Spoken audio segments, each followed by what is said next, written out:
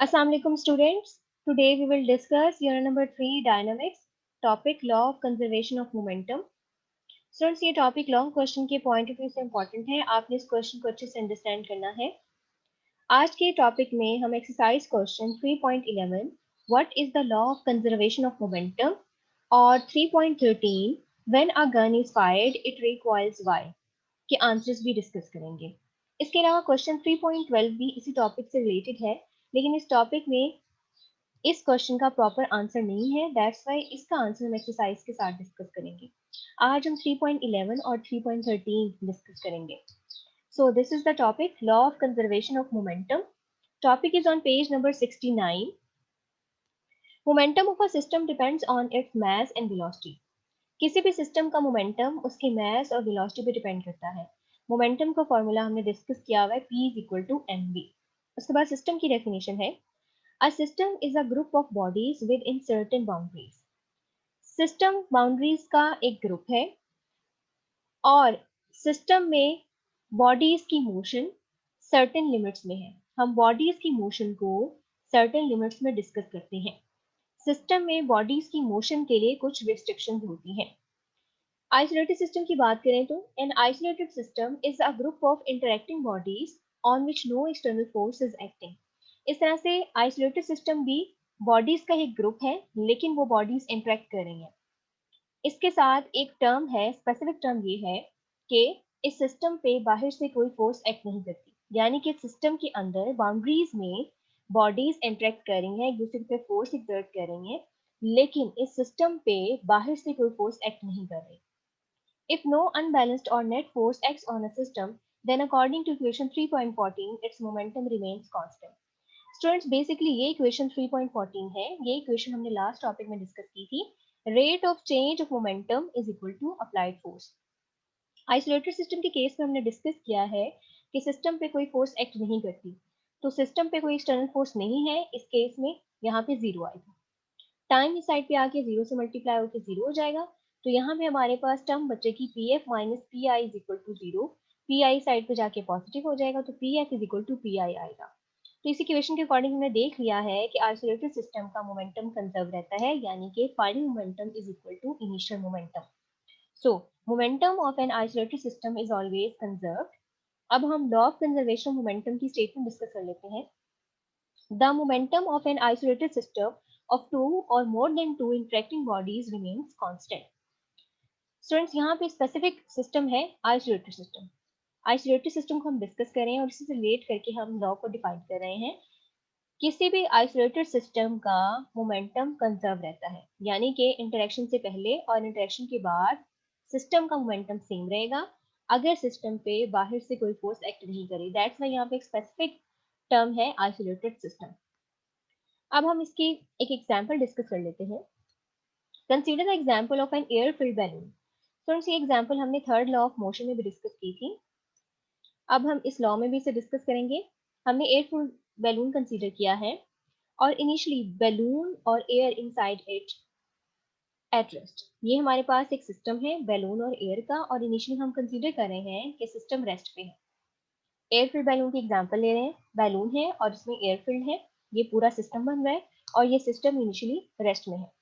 System initially rest में है, इस केस में हम कह सकते हैं सिस्टम का इनिशियल मोमेंटम है जीरो।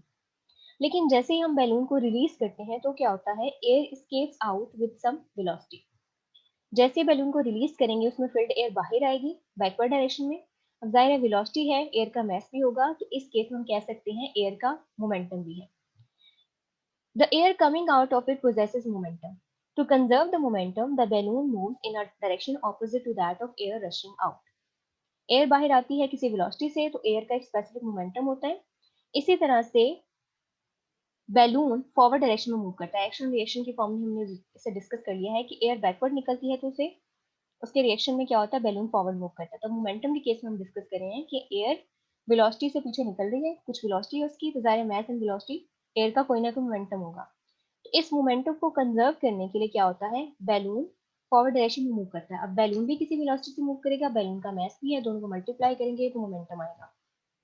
इनिशियली बैलून और एयर दोनों जो दोनों का सिस्टम है वो रेस्ट में है तो हम कहते हैं इनिशियल मोमेंटम 0 है। और फाइनल मोमेंटम अगर हम देखें, जब हम बैलून को रिलीज कर देते हैं तो एयर बैकवर्ड निकल रही है और बैलून फॉरवर्ड मूव कर रहे हैं।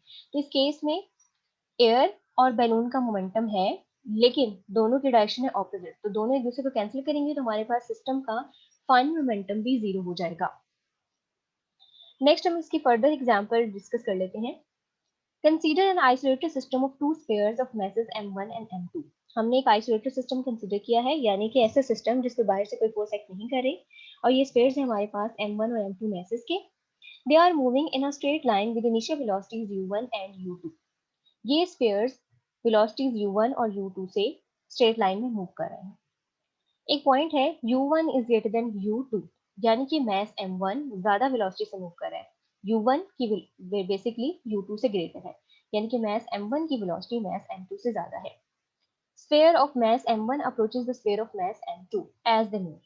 हमने अभी कंसीडर किया आइसोलेटेड सिस्टम है, दो मैसेज है m1 m2, और ये दोनों स्ट्रेट लाइन में मूव करें विद वेलोसिटीज u1 और u2। अभी हमने एक पॉइंट डिस्कस किया है u1 is greater than u2, यानी कि m1 ज्यादा वेलोसिटी से मूव कर रहा है एज कम्पेयर टू m2। अब ये ज्यादा वेलोसिटी से मूव कर रहा है, इसका मतलब है ये इस मास को अप्रोच करेगा, यानी कि आके इससे स्ट्राइक करेगा, इससे कोलिजन इसकी होगी। सबसे पहले हम इनिशियल मोमेंटम देख लेते हैं कोलिजन से पहले।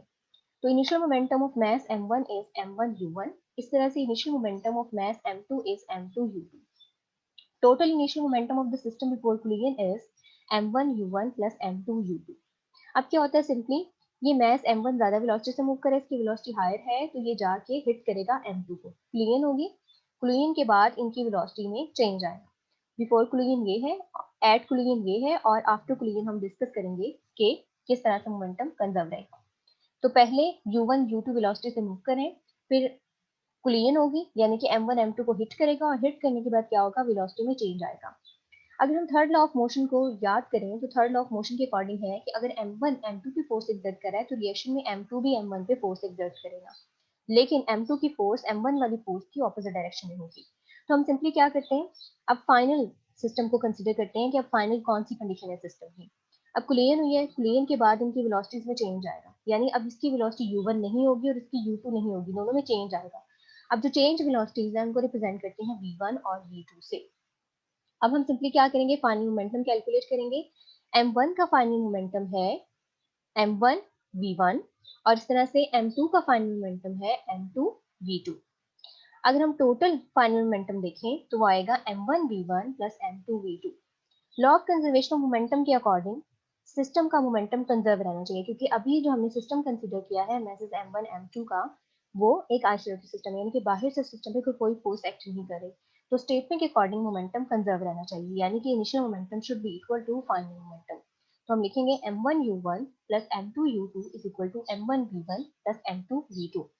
तो ये बेसिकली ये इक्वेशन जो हमारे पास 3.17 इक्वेशन ये शो कर रही है कि आइसोलेटेड सिस्टम जो हमने कंसीडर किया है उसका कोलिजन से पहले और कोलिजन के बाद वाला मोमेंटम सेम है, यानी कि मोमेंटम कंजर्व्ड है। इसके अलावा हम बुलेट और गन की एग्जांपल कंसीडर कर लेते हैं। Consider a system of gun and a bullet.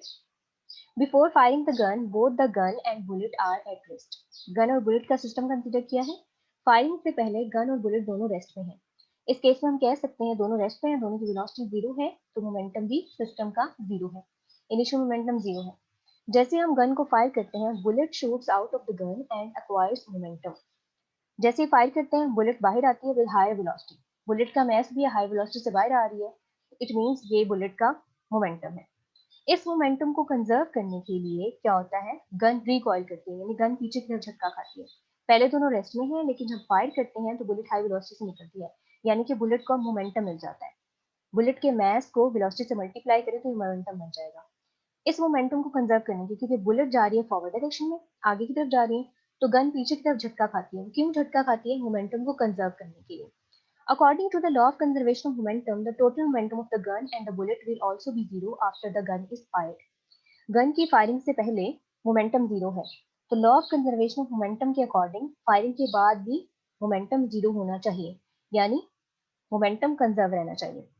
तो हो क्या रहा है कि गन से बुलेट हाई वेलोसिटी से फॉरवर्ड डायरेक्शन में जा रही है, तो बुलेट का मास कम है लेकिन बुलेट की वेलोसिटी ज्यादा है, तो m और v को जब हम मल्टीप्लाई करेंगे तो मोमेंटम बनेगा। इसी तरह से अगर हम गन की बात करें तो गन पीछे की तरफ झटका खा रही है, तो गन का mass as compare to bullet का मास ज्यादा है, लेकिन गन की रिकॉइल की वेलोसिटी कम है। तो इन दोनों को मल्टीप्लाई करेंगे तो ये गन का मोमेंटम आ जाएगा। वहां पे जो हम बुलेट की बात करें, बुलेट के केस में मास कम है लेकिन मोमेंटम में ज्यादा फैक्टर वेलोसिटी की वजह से ऐड हो रहे हैं। लेकिन अगर हम गन की रिकॉइलिंग की बात करें तो रिकॉइलिंग में मोमेंटम में ज्यादा फैक्टर गन के मास का ऐड हो रहा है। तो इस केस में क्या होगा, बुलेट आगे की तरफ जाएगी, उसके मोमेंटम फॉरवर्ड डायरेक्शन में है, और क्या होगा, सिंपली गन का मोमेंटम बैकवर्ड डायरेक्शन में होगा। तो दोनों की डायरेक्शन ऑपोजिट है, तो ये दोनों सिंपली क्या करेंगे, एक दूसरे को कैंसिल करेंगे। तो हम कह सकते हैं फायरिंग के बाद भी मोमेंटम जीरो होगा। तो हम इसकी मैथमेटिकल फॉर्म डिस्कस कर लेते हैं। Let m be the mass of the bullet and v be the velocity of the bullet. और हम कंसीडर करें कि capital M is the mass of gun and capital V is the velocity. तो हम simply क्या करेंगे, total momentum of the gun and bullet after the gun is fired is mv plus mv। Total momentum ये है gun का momentum और ये है बुलेट का। गन का मास है कैपिटल M, वेलोसिटी है कैपिटल V, और इसका मास है स्मॉल m और इसकी वेलोसिटी है स्मॉल v। फायरिंग से पहले है मोमेंटम जीरो, ये हम फायरिंग के बाद वाले लिख रहे हैं mv plus mv। According to law of conservation of momentum, ये फायरिंग से पहले वाला मोमेंटम है और ये फायरिंग के बाद वाला मोमेंटम है। फायरिंग से पहले अगर जीरो है, इट मींस फायरिंग के बाद भी जीरो होना चाहिए। अब वो जीरो कैसे होगा, ये हमने डिस्कस कर लिया है कि बुलेट का मास कम है लेकिन उसकी वेलोसिटी बहुत ज्यादा है, और इसकी वेलोसिटी गन की वेलोसिटी के ऑपोजिट डायरेक्शन में है। इस तरह से इस मोमेंटम में जो बुलेट का मोमेंटम है, इससे ज्यादा फैक्टर वेलोसिटी की वजह से ऐड हो रहा है, यानी इसकी वेलोसिटी ज्यादा है, मास कम है। लेकिन बुलेट के केस, गन के केस में गन का मास ज्यादा है, वेलोसिटी कम है। तो ये इन दोनों को मल्टीप्लाई करेंगे तो ये जो मोमेंटम आएंगे बेसिकली ये इक्वल होंगे, लेकिन इनकी वेलोसिटीज की डायरेक्शन डिफरेंट है। तो इस डिफरेंस की वजह से सिंपली क्या होगा, ये एक दूसरे को कैंसिल करेंगे, हमारे पास फाइनल मोमेंटम भी जीरो आएगा। तो यहाँ पे सिंपली अगर हम इस रिलेशनशिप को यूज करें तो ये रिलेशनशिप हम गन की रिकॉइल वेलोसिटी कैलकुलेट करने के लिए यूज कर सकते हैं। यहाँ आएगा M V plus M V is equal to zero, यहाँ से M V is equal to minus M V, इधर जाके माइनस में आ जाएगा, और यहाँ से एम को साइड पे जाके डिवाइड करेंगे तो minus M over M into V आएगा। अगर हमारे पास ये तीन एक्सप्रेशन हों, ये तीन क्वांटिटीज हों, तो हम सिंपली गन की रिकॉइलिंग की वेलोसिटी कैलकुलेट कर सकते हैं।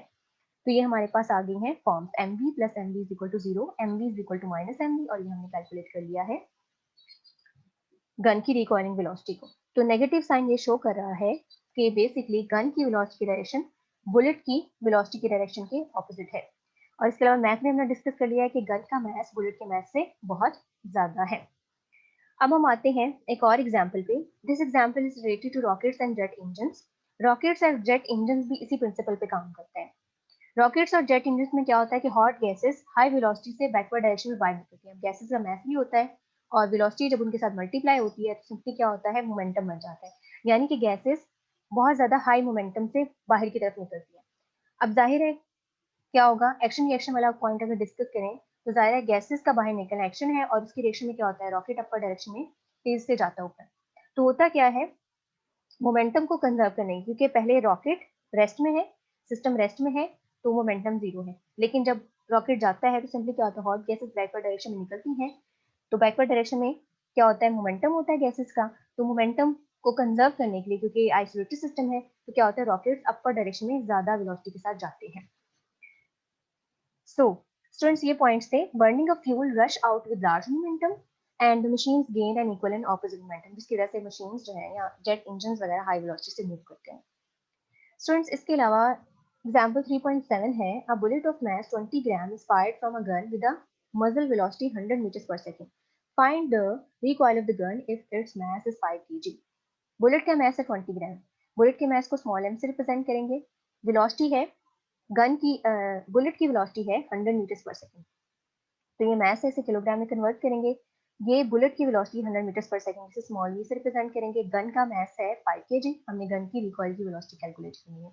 हम सिंपली वही फॉर्म यूज करेंगे जो अभी हमने डिस्कस की है, M V plus M V is equal to zero. Simply values put करेंगे, 5 kg into V 0.02 kg into 100 meters पर second is equal to zero. इसको रीअरेंज करेंगे, मल्टीप्लाई करेंगे, डिवाइड करेंगे, तो हमारे पास ये आ गई है वेलोसिटी ऑफ गन 0.4 मीटर्स पर सेकंड। नेगेटिव साइन ये शो कर रहा है कि गन की वेलोसिटी की डायरेक्शन बुलेट की वेलोसिटी की डायरेक्शन के ऑपोजिट है। स्टूडेंट्स, ये था हमारा आज का टॉपिक।